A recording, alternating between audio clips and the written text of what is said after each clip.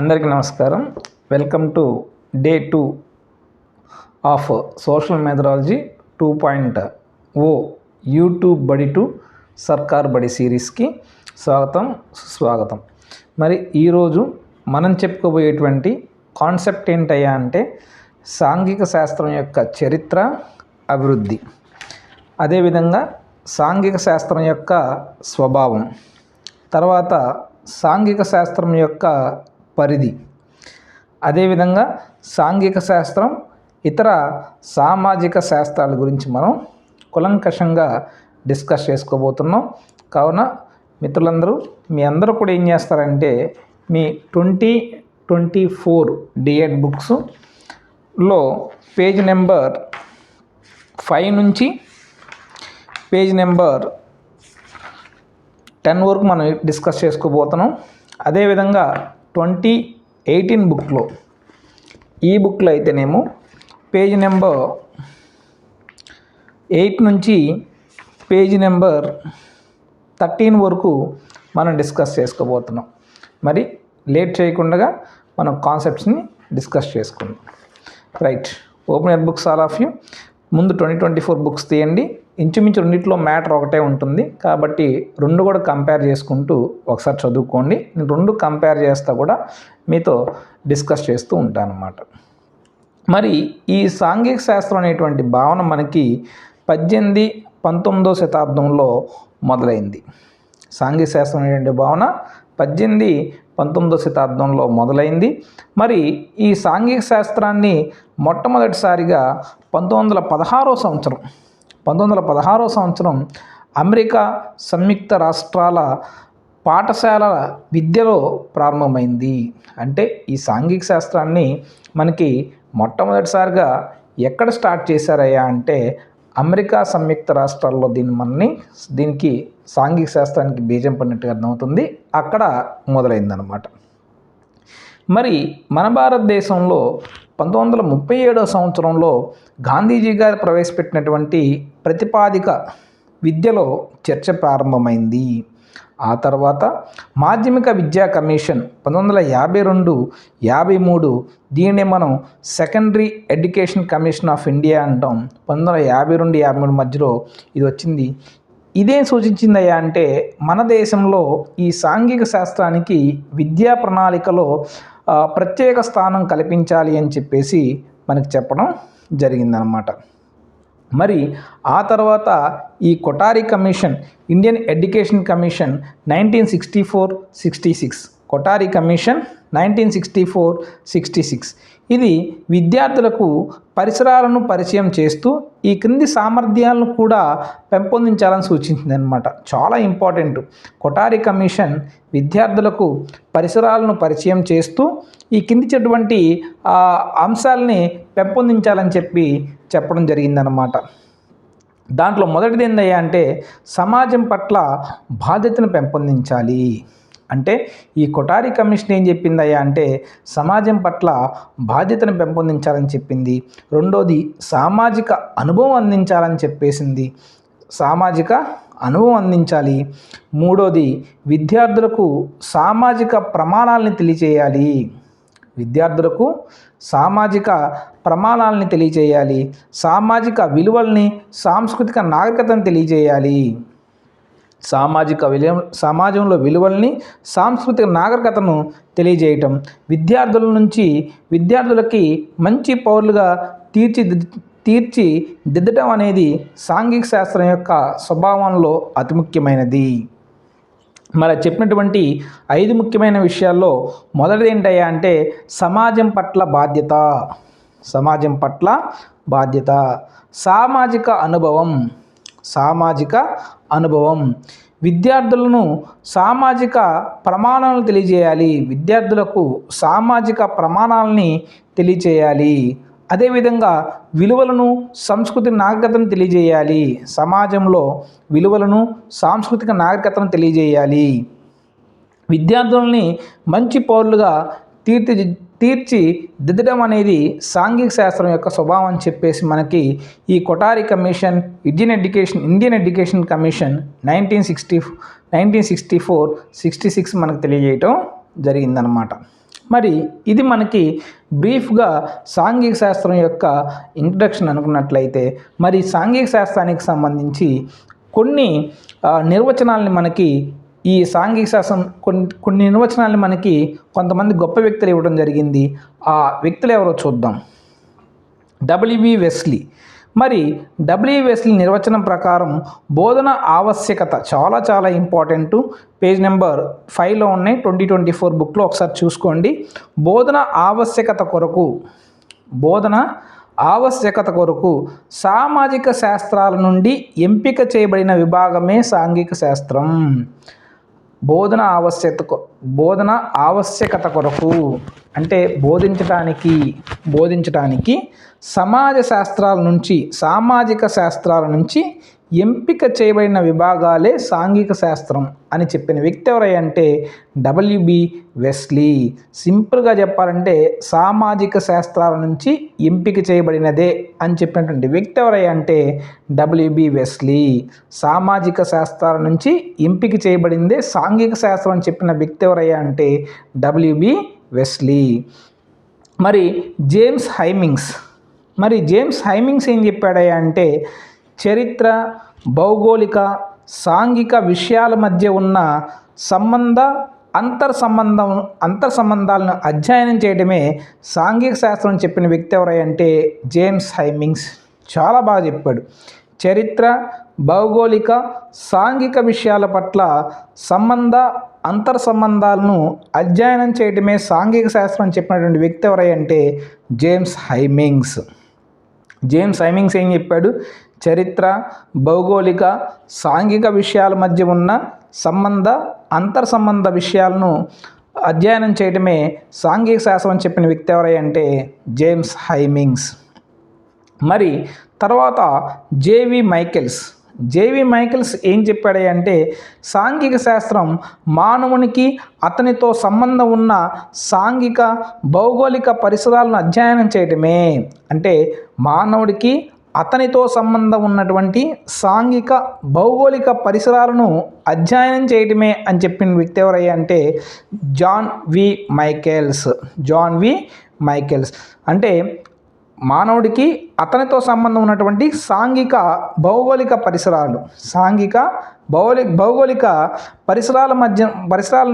అధ్యయనం చేయడమే మరి సాంఘిక శాస్త్రం చెప్పిన వ్యక్తి ఎవరంటే జాన్ వి మైకెల్స్. అంటే ఇప్పటివరకు మనం 3 చెప్పుకున్నాము. ఈ పేజ్లో వెస్లీ గురించి చెప్పుకున్నాము, హైమింగ్స్ గురించి చెప్పుకున్నాము, మైకెల్ గురించి చెప్పుకున్నాము. షార్ట్కట్లో తెలియజేయాలంటే వెస్లీ ఏం చేశాడంటే సామాజిక శాస్త్రాల నుంచి ఎంపిక చేయబడిందే సాంఘిక శాస్త్రం అని చెప్పిన వ్యక్తి ఎవరంటే వెస్లీ. అలా కాకుండా చరిత్ర, భౌగోళిక, సాంఘిక విషయాల మధ్య ఉన్న అంతర్ సంబంధాలను అధ్యయనం చేయడం అని చెప్పిన వ్యక్తి ఎవరంటే జేమ్స్ హైమింగ్స్. మరి జాన్ వి మైకెల్స్ ఏం చెప్పాడయ్యా అంటే మానవునికి అతనితో ఉన్న సాంఘిక భౌగోళిక పరిసరాలను అధ్యయనం చేయడమే మరి సాంఘిక శాస్త్రం చెప్పిన వ్యక్తి ఎవరంటే జాన్ వి మైకెల్స్ అన్నమాట. మరి జాతీయ విద్యా కమిషన్ అంటే జాతీయ మాధ్యమిక విద్యా సంఘం ఏం చెప్పిందయ్యా అంటే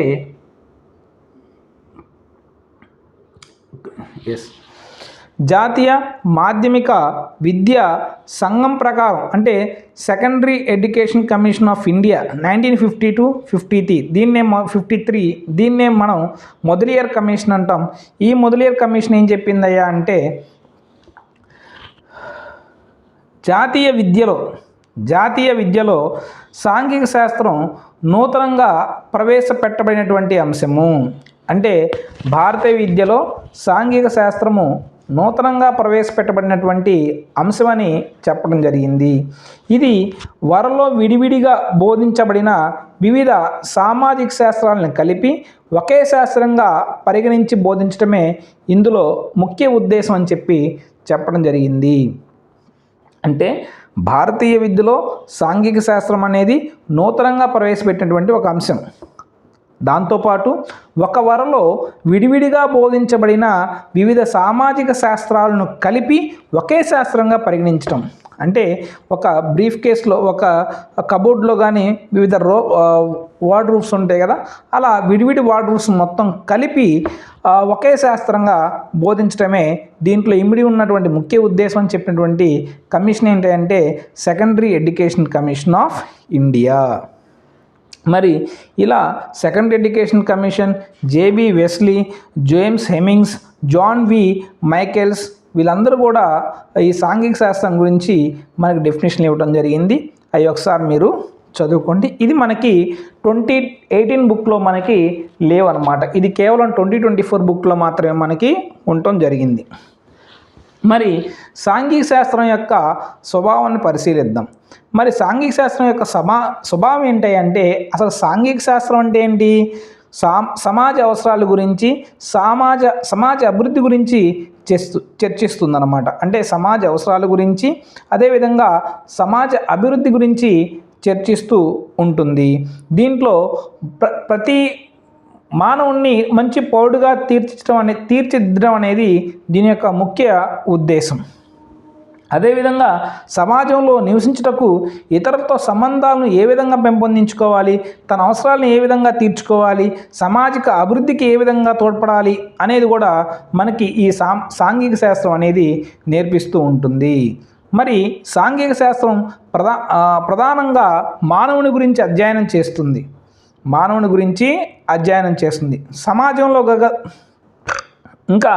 సమాజంలో గల వివిధ వ్యక్తులు, సంస్థలు, పరిసరాల మధ్య ఏర్పడే సంబంధాలను అధ్యయనం చేసేదే సాంఘిక శాస్త్రము. ఇంకా అదేవిధంగా సాంఘిక అధ్యయనం భౌగోళిక, ఆర్థిక, సాంఘిక పరిసరాలతో వ్యక్తికి సంబంధాన్ని వివరిస్తూ ఉంటుంది. ఇంకా అదేవిధంగా వివిధ భౌగోళిక అంశాలను విద్యార్థులకు తెలియజేస్తుంది. అంటే కుటుంబం, వృత్తులు, రవాణా, వాతావరణం మొదలైన అంశాల గురించి, మొత్తాన్ని గురించి కూడా, భౌగోళిక విషయాల గురించి కూడా ఈ సాంఘిక శాస్త్రం అనేది తెలియజేస్తూ ఉంటుంది. చివరగా విద్యార్థుల్లో సామాజిక జీవనానికి అవసరమైన నైపుణ్యాలను, వైఖరులను, అభిరుచులను కూడా మరి ఈ సాంఘిక శాస్త్రం అనేది అందిస్తుంది. కాబట్టి సాంఘిక శాస్త్రం అనేది చాలా చాలా ఇంపార్టెంట్ అనమాట. అందుకని ముఫత్ చెప్పాడనమాట, చాలా గొప్పగా చెప్పాడు ముఫత్. గత లెసన్లో మనం చూసుకున్నాం, మానవుడు గణితం, రసాయన శాస్త్రంలో దిట్ట కావచ్చు, సాంకేతిక రంగంలో నిష్ణాతులై కావచ్చు, కానీ అతనిలో సాంఘిక జీవన వైఖరి లోపిస్తే వాడు సమాజానికి చీడపురుగులా మిగులుతాడు. అర్థమైందా? మంచి వ్యక్తిగా జీవితాన్ని సాగించడం ఆ కళను పెంపొందించేదే సాంఘిక శాస్త్రం అని చెప్పినటువంటి వ్యక్తి ఎవరంటే ఎంపీ రఫత్. చూడండి, మరి ఆ సమాజంలో నివసించాలి అంటే సామాజిక సంస్కృతి పట్ల అవగాహన ఉండాలి, సమాజం పట్ల బాధ్యత కలిగి ఉండాలి, మంచి పౌరుడుగా మెలగాలి, సమాజ అవసరాలను తెలుసుకోవాలి, సామాజిక అభివృద్ధిలో మనం తోడ్పడాలి. మరి మనకి ఇతర వ్యక్తులకు ఉన్న సంబంధాలు, అంతర్ సంబంధాల గురించి మనం తెలుసుకోవాలి. ఇవన్నీ కూడా సాంఘిక శాస్త్రం యొక్క స్వభావాన్ని గురించి మనకి వివరిస్తూ ఉంటాయి. మరి సాంఘిక శాస్త్రం యొక్క పరిధి అంటే ఎంత ఉంది? సాంఘిక శాస్త్రం చూసినట్లయితే సాంఘిక శాస్త్రం యొక్క పరిధి అనేది చాలా విస్తృతమైనది. ఇంతే ఉంటుంది, ఈ క్లాస్ రూమ్ ఇంతే ఉంటుందని ఒక క్లాస్ రూమ్ లాగా గోడలు కట్టుకున్న గోడల మధ్య ఈ సాంఘిక శాస్త్రం అనేది ఉండదు. సాంఘిక శాస్త్రం యొక్క పరిధి అనేది అనంతం.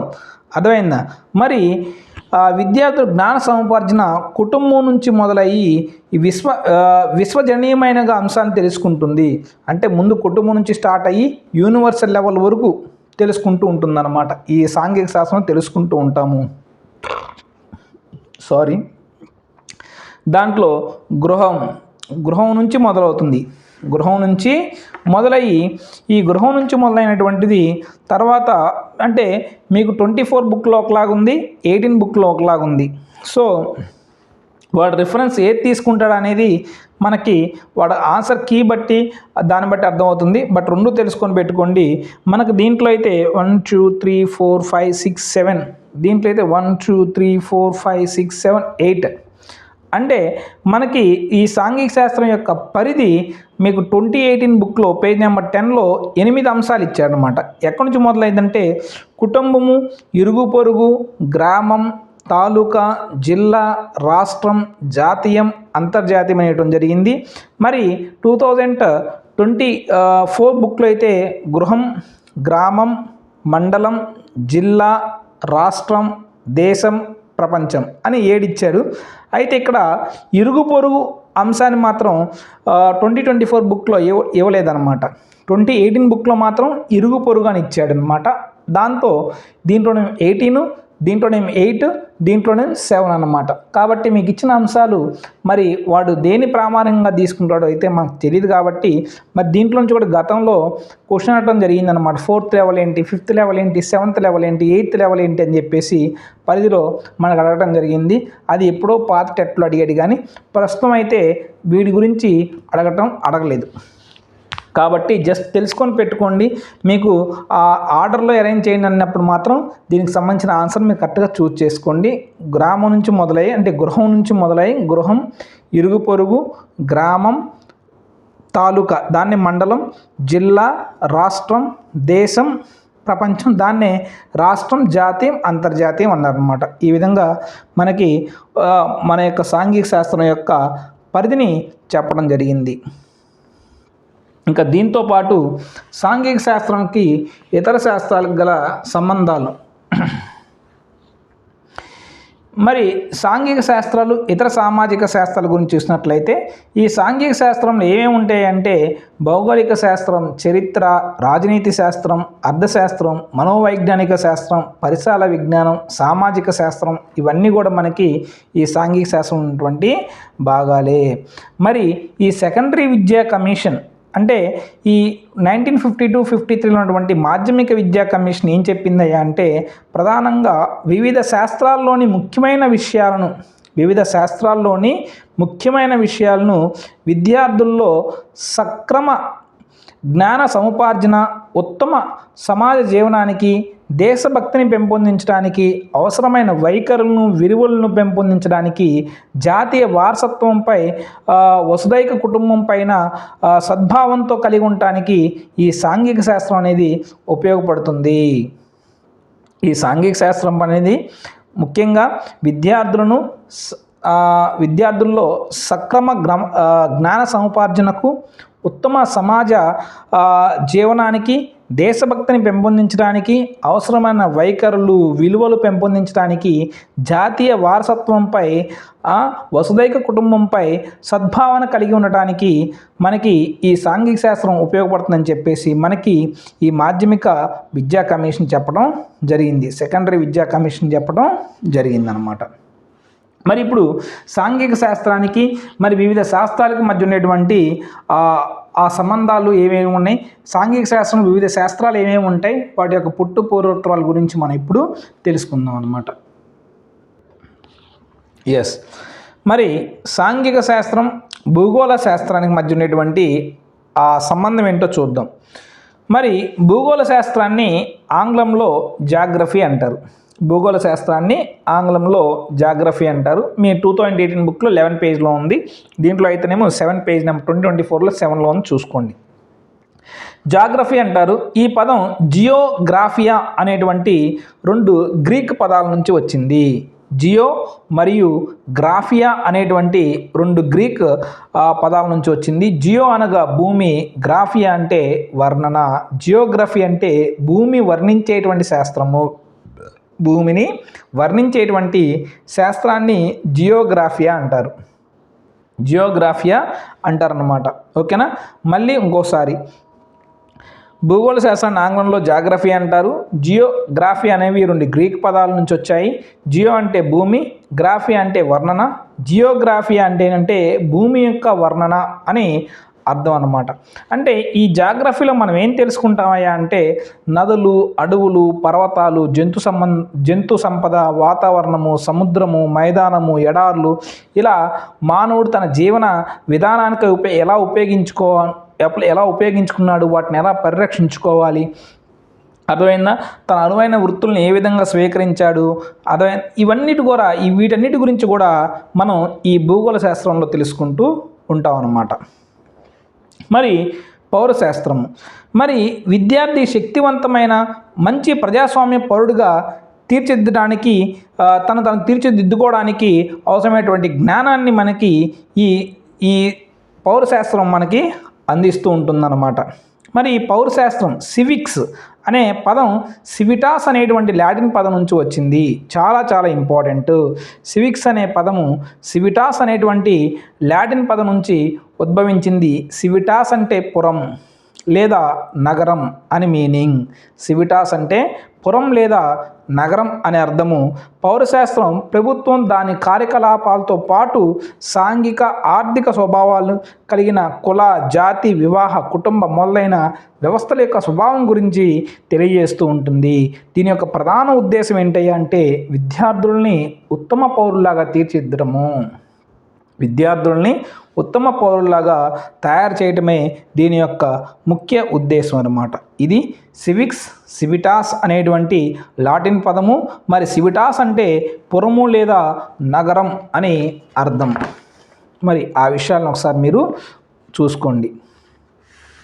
ఇంకా ఈ సివిక్స్లో మనం పార్లమెంట్ సమావేశాలు ఏ విధంగా నిర్వహిస్తారు, ప్రభుత్వ సంస్థలు జాతీయ స్థాయిలో, రాష్ట్ర స్థాయిలో, స్థానిక స్థాయిలో ఏ విధంగా ఉపయోగపడతాయి అనేది విద్యార్థుల ద్వారా, ఉపాధ్యాయుల ద్వారా విద్యార్థులకు వీటి గురించి మనం తెలియజేస్తూ ఉంటాం అన్నమాట. నెక్స్ట్ చరిత్ర. మరి ఇక ఈ చరిత్ర గురించి కానీ మనం చూసినట్లయితే ఒక జాతి యొక్క దేశం, ఒక జాతి యొక్క దేశం యొక్క గతానుభవాలే చరిత్ర. చాలా చాలా ఇంపార్టెంట్. ఇది చెప్పినటువంటి వ్యక్తి ఎవరయ్యా అంటే doctor Radhakrishnan, doctor yes Radhakrishnan, Sarvepalli Radhakrishnan. ఒక జాతి యొక్క దేశం యొక్క గత అనుభవాలనే మనకి చరిత్ర అని చెప్పినటువంటి వ్యక్తి ఎవరయ్యా అంటే doctor yes Radhakrishnan, doctor Sarvepalli Radhakrishnan. ఈ డెఫినేషన్ చాలా ఇంపార్టెంట్, ఒకసారి గుర్తుపెట్టుకోండి. మరి చరిత్రని ఆంగ్లంలో హిస్టరీ అంటారు. ఏమంటారు? హిస్టరీ అంటారు. ఏమంటారండి? హిస్టరీ అంటారు. మరి హిస్టరీ అనే ఆంగ్ల పదం హిస్టోరియా అనేటువంటి గ్రీక్ పదం నుంచి ఆవిర్భవించింది. మరి హిస్టోరియా అనేటువంటి ఆంగ్ల పదం నుంచి, గ్రీక్ పదం నుంచి ఆవిర్భవించింది. హిస్టోరియా అంటే ఏంటంటే పరిశోధన లేదా అన్వేషణ అని మీనింగ్. హిస్టోరియా అంటే ఏంటి? పరిశోధన లేదా అన్వేషణ అని మీనింగ్ అన్నమాట.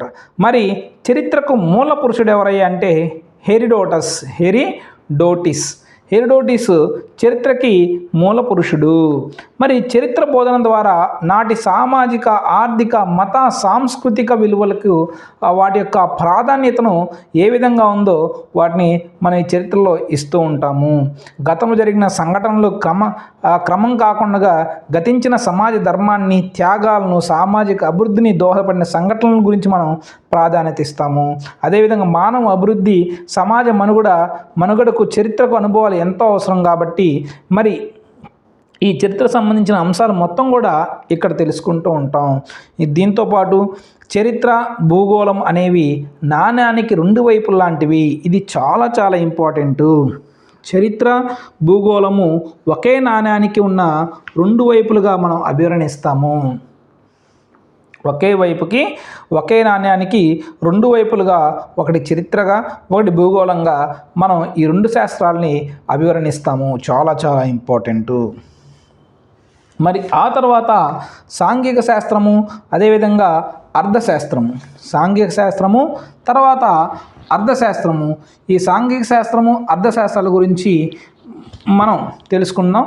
మరి ఉత్పత్తి, పంపిణీ, వినిమయం, జాతీయోత్పత్తి, జాతీయ ఆదాయం, తలసరి ఆదాయం, జీవన ప్రమాణం, పేదరికం, పంచవర్ష ప్రణాళికలు, ఇలాంటి ఎన్నో ఆర్థికపరమైనటువంటి అంశాల గురించి తెలియజేసేటువంటి శాస్త్రాన్నే మనము అర్థశాస్త్రం అంటాము. మరి ఈ అర్థశాస్త్రాన్ని ఇంగ్లీష్లో మనం ఎకనామిక్స్ అని పిలుస్తాము. ఏమని పిలుస్తాము? ఎకనామిక్స్ అని పిలుస్తాము. ఇది ఆంగ్ల పదం ఓకియోనామస్ అనేటువంటి రెండు గ్రీక్ పదాల నుంచి వచ్చింది. ఓకియోనామస్ అనగా గృహ నిర్వహణ అధికారం. మానవుని కోరికలు వివిధ అన్వేషణలకు మూలం. పుట్టినప్పటి నుంచి చనిపోయేంత వరకు ప్రతి వ్యక్తి వినియోగదారుడిగా ఉంటాడు. అర్థశాస్త్రం లేకపోతే సాంఘిక శాస్త్రం పరిపూర్ణం కాదు. ఇది చాలా చాలా ఇంపార్టెంట్. ఈ శాస్త్రం లేకపోతే సాంఘిక శాస్త్రం పరిపూర్ణత కాదు. మరి ఆ శాస్త్రం ఏంటయ్యా అంటే అర్థశాస్త్రము. అర్థశాస్త్రం లేకపోతే సాంఘిక శాస్త్రం అనేది మనకి పరిపూర్ణత చెందదు. ద్రవ్యోల్బణం, ఉత్పత్తి రంగాలు, ప్రణాళికలు లాంటి అంశాల గురించి మనకి ఈ అర్థశాస్త్రం అనేది మనకి అవగాహన కల్పిస్తుంది. ఇక్కడ మీరు చూసినట్లయితే అర్థశాస్త్రం కానివ్వండి, చరిత్ర కానివ్వండి, మరి భూగోళ శాస్త్రం కానివ్వండి, ఈ మూడు కూడా మనకి గ్రీక్ భాష నుంచి వచ్చింది. కానీ సివిటాస్ అనేది మనకి మరి లాటిన్ భాష నుంచి వచ్చింది. వాటి యొక్క డిఫరెన్సెస్ మీరు తెలుసుకోండి. మరి ఆ తర్వాత మనకి సాంఘిక శాస్త్రం వివిధ అభివృద్ధి గమనంగా పరిశీలించినట్లయితే మరి సాంఘిక శాస్త్రం గురించి జాన్ డ్యూయి ఒక మాట చెప్పాడనమాట. పాఠశాల ఒక చిన్న సమాజం. ఇది చాలా చాలా ఇంపార్టెంట్. పాఠశాలను ఒక చిన్న సమాజంగా అభివర్ణించినటువంటి వ్యక్తి ఎవరయ్యా అంటే జాన్ డ్యూయి. ఎవరండి? John Dewey. మరి తర్వాత కాలంలో ఈ మన భారతదేశం వచ్చినటువంటి వివిధ కమిషన్లు ఈ సాంఘిక శాస్త్రం గురించి ఎన్నో సిఫార్సులు చేశాయి. ఆ సిఫార్సుల గురించి ఇప్పుడు నేను మీకు తెలియజేస్తాను అన్నమాట.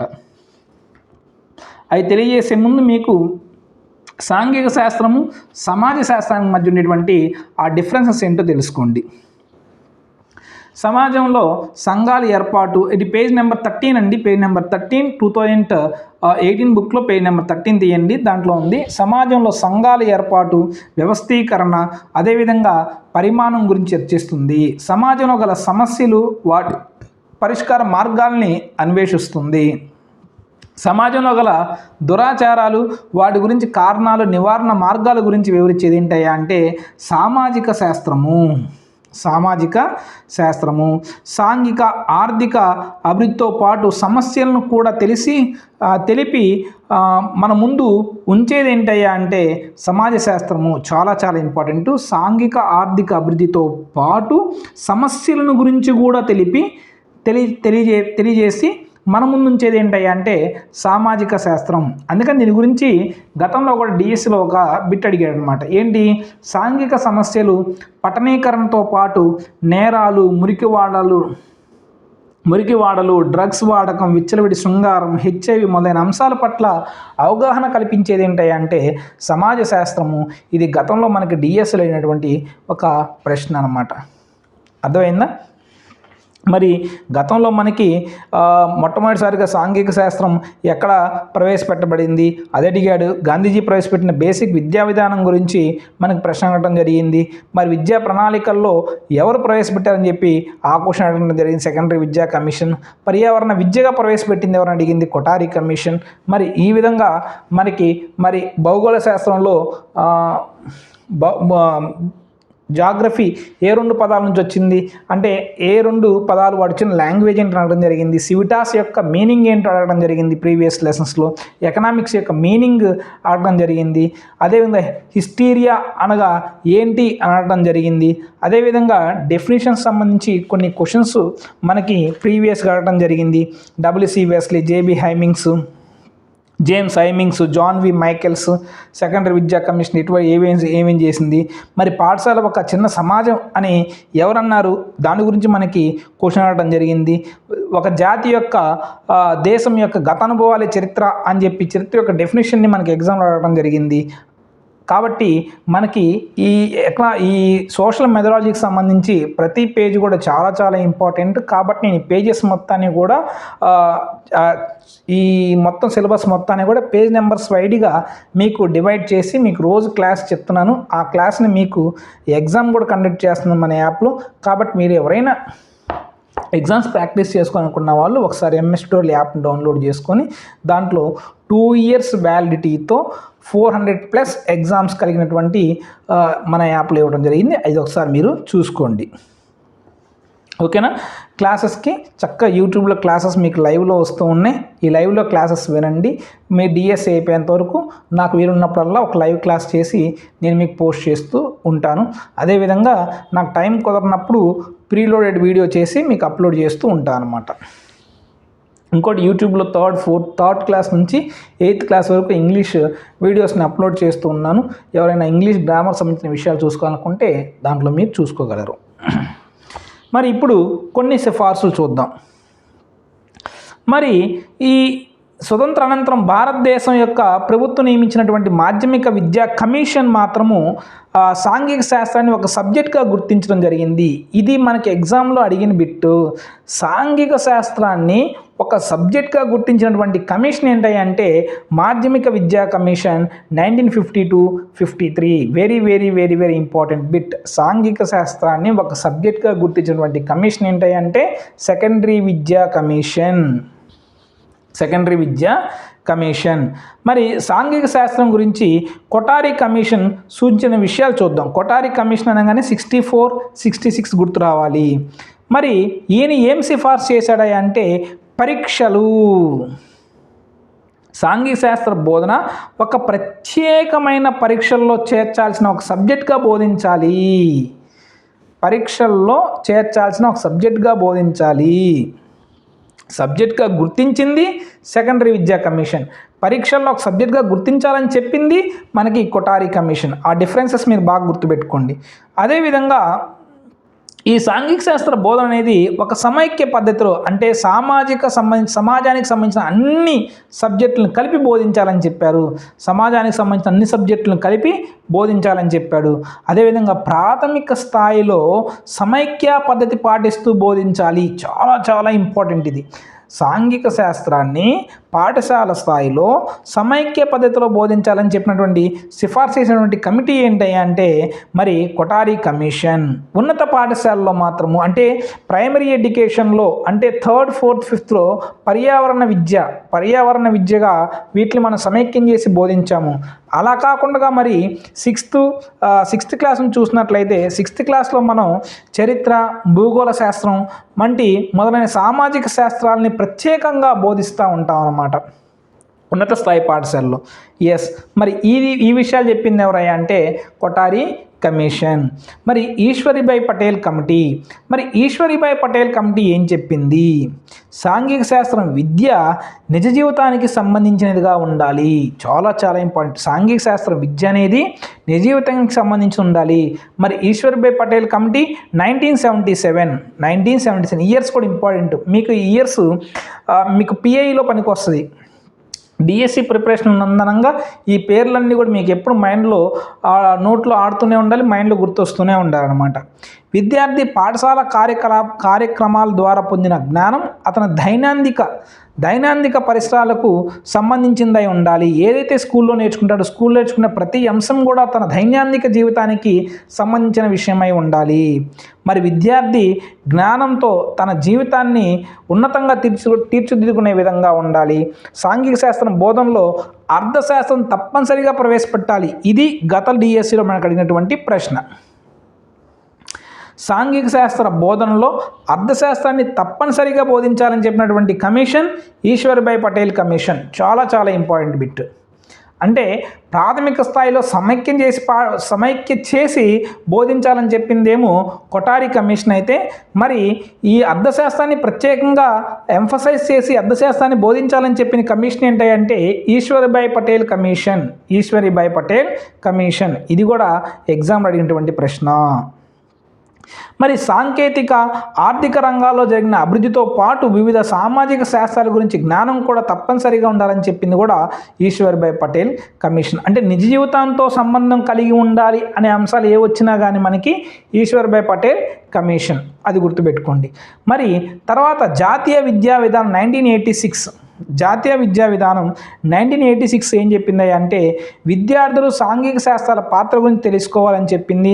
పిల్లలు చరిత్ర, జాతీయ దృక్పథం, రాజ్యాంగ హక్కులు మరియు విధుల గురించి తెలుసుకోవాలని చెప్పింది. ఇది కూడా 10 పాయింట్ల గురించి చెప్పింది. ఆ 10 పాయింట్లు మనకు తర్వాత వస్తాయి అన్నమాట, అప్పుడు చెప్పుకుందాం. పిల్లలకు చరిత్ర, జాతీయ దృక్పథం, రాజ్యాంగ హక్కులు, విధులు పర్యావరణ పరిరక్షణకు సంబంధించిన విషయాలు ఇవన్నీ కూడా మనకి జాతీయ విద్యా విధానం 1986 చెప్పింది. దాంతోపాటు మానవ విలువలు సమగ్ర సంస్కృతిని విద్యార్థుల్లో అంతర్లీనం చేయాలని చెప్పినటువంటి కమిషన్ కూడా మనకి జాతీయ విద్యా కమిషన్ 1986 10 పాయింట్లు చెప్పింది. ఆ 10 పాయింట్లు మనం నెక్స్ట్ వచ్చే లెసన్లో మనం తెలుసుకుంటాం అన్నమాట. మరి ఈ 3 కమిషన్స్ ఏదైతే 1952-53 అయితే సాంఘిక శాస్త్రాన్ని గుర్తించింది. మరి కొఠారి కమిషన్ 64-66 అయితే పరీక్షల్లో ఒక సబ్జెక్ట్గా బోధించాలని చెప్పింది. ప్రాథమిక స్థాయిలో సమైక్యం చేసి బోధించాలని చెప్పి ఉన్నత స్థాయిలో వివిధ భాగాలుగా బోధించాలని చెప్పింది అనమాట. మరి ఈశ్వరీభాయ్ పటేల్ కమిషన్ అయితే నిజ జీవితానికి సంబంధమై ఉండాలని చెప్పింది, దైనందిక జీవితానికి సంబంధమై ఉండాలని చెప్పింది. మరి విద్యార్థుల యొక్క జీవితానికి మంచి లక్షణాలు పెంపొందించే విధంగా ఉండాలని చెప్పింది. సాంఘిక శాస్త్రంలో అర్థశాస్త్రాన్ని తప్పనిసరిగా చేర్చాలని చెప్పినటువంటి కమిషన్ ఈశ్వరీభాయ్ పటేల్ కమిషన్. మరి జాతీయ విద్యా విధానం 1986 10 పాయింట్ల గురించి చెప్పింది. దాంట్లో విధులు, హక్కులు, జాతీయ దృక్పథం, చరిత్ర, అదైన పర్యావరణ పరిరక్షణ, సామాజిక బాధ్యత ఇవన్నీ కూడా మనకి జాతీయ విద్యా విధానం 1986 చెప్పడం జరిగింది. మరి ఈ సాంఘిక శాస్త్రాన్ని ఆంధ్రప్రదేశ్లో ఎలా మొదలుపెట్టారు? ఈ సాంఘిక శాస్త్రాన్ని మరి ఆంధ్రప్రదేశ్లో ఏ విధంగా మొదలుపెట్టారు, ఎలా మొదలుపెట్టారు అనే దాని గురించి మనం చూసినట్లయితే ఆంధ్రప్రదేశ్లో 1956 నుంచి పాఠశాలలో సాంఘిక శాస్త్రం బోధించడం జరిగింది. ఆంధ్రప్రదేశ్లో 1956 నుంచి పాఠశాలలో సాంఘిక శాస్త్రం బోధించడం జరిగిందనమాట. ఈశ్వరీభాయ్ పటేల్ కమిటీ 1977 సిఫార్సు మేరకు చాలా ఇంపార్టెంట్. ఈశ్వరీభాయ్ పటేల్ కమిటీ 1977 సూచనల మేరకు ఆంధ్రప్రదేశ్లో state board of secondary education అమలు చేయాలని బోధించింది. అర్థమైందా? మరి ఆంధ్రప్రదేశ్లో state board of secondary education అమలు చేయాలని చెప్పినటువంటి కమిషన్ ఈశ్వరీభాయ్ పటేల్ కమిషన్ 1977. మరి దీని ప్రకారం 1978లో 10 సంవత్సరాల పాటు విద్యను 3 స్థాయిలుగా వర్గీకరించారు. దాని ప్రకారం అంటే ఈ 1977 ఈశ్వరీభాయ్ పటేల్ కమిషన్ సిఫార్సు మేరకు 1978లో పాఠశాల విద్యను 3 రకాలుగా డివైడ్ చేశారు. ఒకటి ప్రాథమిక స్థాయి 1 to 5th క్లాసు, ఉన్నత ప్రాథమిక స్థాయి 6th and 7th క్లాసు, మాధ్యమిక స్థాయి 8th and 10th క్లాసు. మరి ఇలా క్లాసిఫికేషన్ చేసిందయ్యా అంటే ఈశ్వరీభాయ్ పటేల్ కమిషన్. మరి ఈ సిఫార్సు మేరకు పాఠశాల స్థాయిలో 1 నుంచి 5వ తరగతి వరకు పరిసరాల విజ్ఞానం 2గా బోధించాలి. 1-2 తరగతులకి విజ్ఞాన శాస్త్రం మరియు సాంఘిక శాస్త్రాన్ని కలిపి బోధిస్తూ ఉంటారు. అదేవిధంగా 3, 4, 5 తరగతులకు సాంఘిక శాస్త్రంని విజ్ఞాన శాస్త్రం 2గా బోధించాలి. 3, 4, 5 తరగతులకి ఈ సాంఘిక శాస్త్రాన్ని పరిసరాల విజ్ఞానం 2గా బోధిస్తారు. మరి ఉన్నత ప్రాథమిక స్థాయి 6th and 7th క్లాస్ స్థాయి మరియు మాధ్యమిక 8th and 10th క్లాస్ స్థాయిలో సాంఘిక శాస్త్రం తప్పనిసరిగా ఒక సబ్జెక్ట్గా బోధించాలి. మరి ఇక్కడ ఏం చేశారంటే అర్థశాస్త్రం, భౌగోళిక శాస్త్రం, చరిత్ర, పౌరశాస్త్రం అని చెప్పి సాంఘిక శాస్త్రాన్ని విభజించి బోధించడం జరిగింది.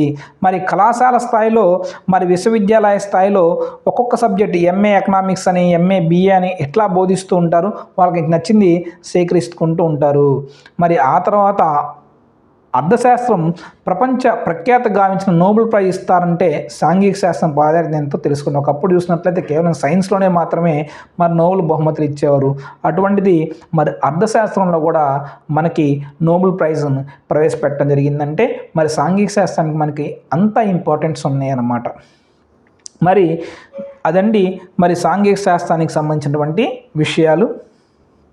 మరి ఈ సాంఘిక శాస్త్రానికి సంబంధించి ఇంకొక చిన్న డెఫినేషన్ నాకు కింద ఉంది. ఈ సామాజిక శాస్త్రం సాంఘిక శాస్త్రానికి సామాజిక శాస్త్రానికి మధ్య భేదాలు గత లెసన్లో మనం తెలుసుకున్నాం. కావాలంటే ఆ వీడియో డిస్క్రిప్షన్లో ఇస్తాను, చూసుకోండి. మరి ఒక చిన్న జేఎం ఫారెస్టర్ ఆయన చేసిన సిఫార్సు చూద్దాం.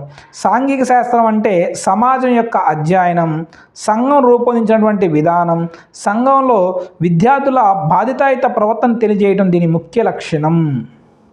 సాంఘిక శాస్త్రం అంటే సమాజం యొక్క అధ్యాయం, సంఘం రూపొందించినటువంటి విధానం, సంఘంలో విద్యార్థుల బాధ్యతాయుత ప్రవర్తన తెలియజేయడమే దీని యొక్క ముఖ్య ఉద్దేశం అని చెప్పినటువంటి వ్యక్తి ఎవరై అంటే జేఎం ఫారెస్టర్, మరి డెఫినేషన్స్ అన్నీ కూడా మన 2024 బుక్లో లేవు.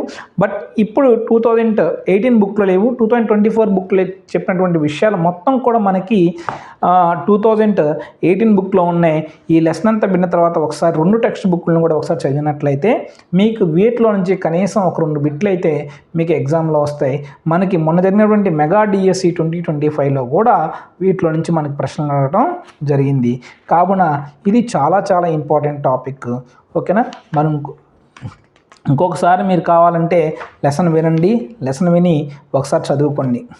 ఓకేనా, మరి రేపు మనం ఆ తర్వాత రేపు చెప్పే అంశాల గురించి నేను మీకు వాట్సాప్ గ్రూప్లో మీకు పోస్టింగ్ అప్డేట్ ఇస్తాను.